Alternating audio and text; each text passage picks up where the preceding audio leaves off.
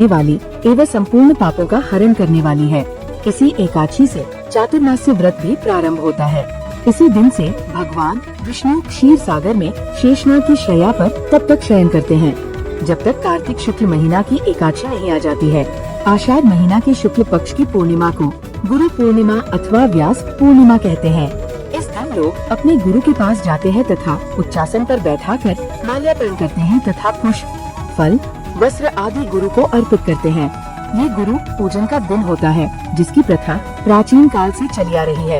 इस तरह से संपूर्ण आषाढ़ महीना साधना का पर्व है जिसका सभी को लाभ उठाना चाहिए।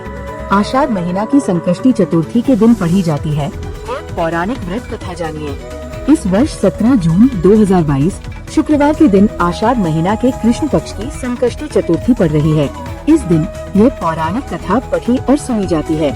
दशमी के दिन परलक्ष्मी व्रत तमिलनाडु में अत्यंत प्रसिद्ध है। आषाढ़ी पूर्णिमा का भी बहुत महत्व है। पूर्णिमा के दिन उत्तराषाढ़ा नक्षत्र होने पर 10 विश्व देवों का पूजन भी किया जाता है। पूर्णिमा के दिन खाद्य का दान करने से विवेक तथा बुद्धि प्राप्त होती है। आइए आप भी जान लीजिए आषाढ़ महीना की चतुर्थी व्रत की कथा। इस व्रत की कथा के अनुसार द्वापर युग में महिष्मती नगरी का महिजित नामक राजा था।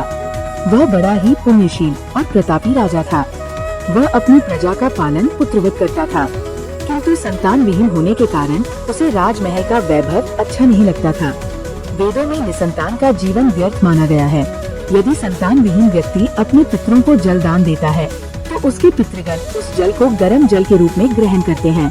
इसी ऊहापोह में राजा का बहुत समय व्यतीत हो गया। उन्होंने पुत्र प्राप्ति के लिए बहुत से दान, यज्ञ आदि कार्य किए, फिर भी राज को पुत्रोत्पत्ति न हुई। जवानी ढल गई और बुढ़ापा आ गया, किंतु वंश वृद्धि न हुई। तदनंतर राजा ने विद्वान ब्राह्मणों और प्रजाजनों से इस संदर्भ में परामर्श किया। राजा ने कहा कि हे ब्राह्मणों तथा प्रजाजनों, हम तो संतानहीन हो गए, अब मेरी क्या गति होगी?